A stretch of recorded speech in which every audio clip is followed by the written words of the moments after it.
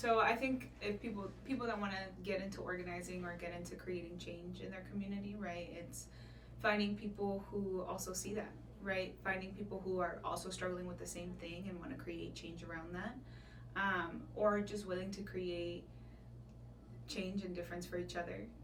I think that's one of the biggest things. Obviously, like finding organizations and different groups that are already doing that. Um, but if you come from a place like I do where that's not really happening, having the ability to do that is really important as well. What's the issue that is very close to your heart that you organize around, and why? My power answer. It could be. I'll give you my power answer. The other one's she's a little tricky right now. But yeah, so right now one of the biggest things that I'm organizing around is education.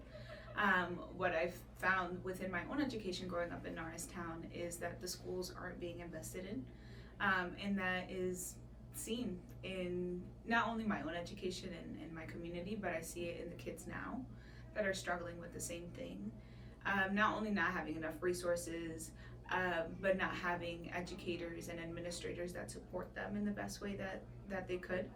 And whether that's for a lack of funding or a lack of resources and other things, I think we are all struggling within the education system in Norristown. And so one of the things that I've been trying to really work towards is being able to build power and build community, not only with parents but also with families and other community members that are impacted by what's happening in the school district. And so wanting to create change around that collectively has been really important. And I see the way that parents are really excited to see that change. Parents are excited to see each other in a room where maybe they haven't been in a room before, but now they're like, oh, it's not just me and my family going through this alone.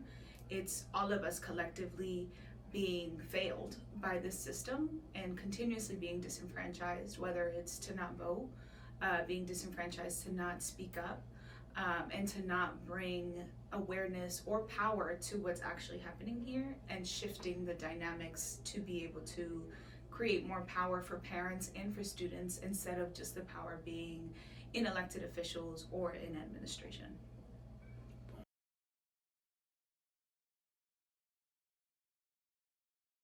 There's many different ways that people can get involved, right? So we're looking at community organizations that might already be creating a difference.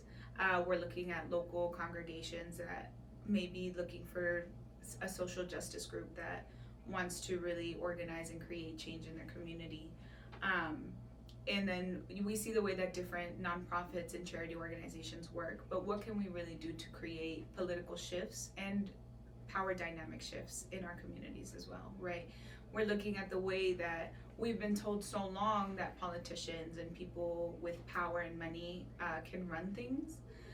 But what happens when community really flips the script and we create rooms with powerful people that are our neighbors, with people who have never been in political settings or in public settings, that now have the courage to come forward and really fight for a change in their community. And so that can really come from us as individuals. It can really come from community organizations or churches and congregations. But it really just takes the drive of one person or a collected few who can really create that change, and not only like a power shift in town, but a political shift in what's happening and how people are creating choices for many people that might not be the right choice for them. And so how can we collectively raise our voice to change that?